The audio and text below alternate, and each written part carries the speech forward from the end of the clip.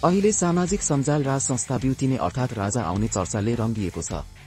ठूला दलहरू नेपाली कांग्रेस, एमाले, माओवादीदेखि वाक्क दिक्क भएका जनताहरू बरु राजा नै आए बेस भन्ने निष्कर्षसम्म पुगेका छन्। तर राजामा विश्वास भने गर्न सक्ने भएका चाहिँ छैनन्। राजा फेरि निरङ्कुश होलान् कि भन्ने डर भने जनतामा अझै छँदैछ। यस विषयमा फेरि चर्चा गरौँला। अहिले भने राजा ज्ञानेन्द्र शाहले किन अहिलेको राजावादी चर्चित अनुहारहरूलाई खासै भाव दिएका छैनन् भन्ने बारे थोरै चर्चा गरौँ।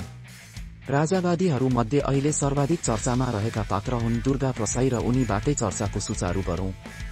दुर्गा प्रसाईले राजा ल्याएरै छाड्ने कसम त खाए, तर राजा ज्ञानेन्द्र शाह भने दुर्गा प्रसाईलाई खासै पत्याएका छैनन्।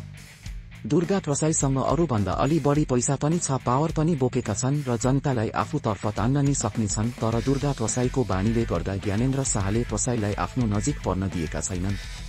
दुर्गा प्रसाईले कर गरेका कारण राजाले आजकल कम भेट दिने गरेका छन्। तर दुर्गा प्रसाईले कहिले राजाले हिम्मत गरेनन्। राजाको नि काम छैन जस्तो फितलो अभिव्यक्ति दिएको कारण राजपरिवार प्रसाईलाई धेरै भाव दिएका भने छैनन्।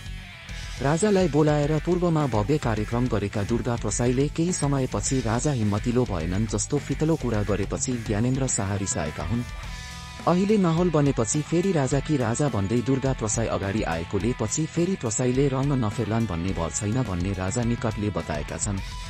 पारस शाह भने राप्रपा भन्दा दुर्गा प्रसाईले नै माहौल तताउन सक्ने भन्दै बुवा ज्ञानेन्द्र शाहलाई बुझाउन खोजेका थिए। तर ज्ञानेन्द्र शाहले भने दुर्गा प्रसाईलाई पूर्ण रूपमा विश्वास गरेपछि आफैलाई गाह्रो हुने हो कि भनेर डराएका छन्। केपी ओलीदेखि प्रचण्डलाई अहिले प्रसाई गाह्रो भएको कुरा बुझ्न ज्ञानेन्द्रले सबैलाई प्रस्ताएका थिए।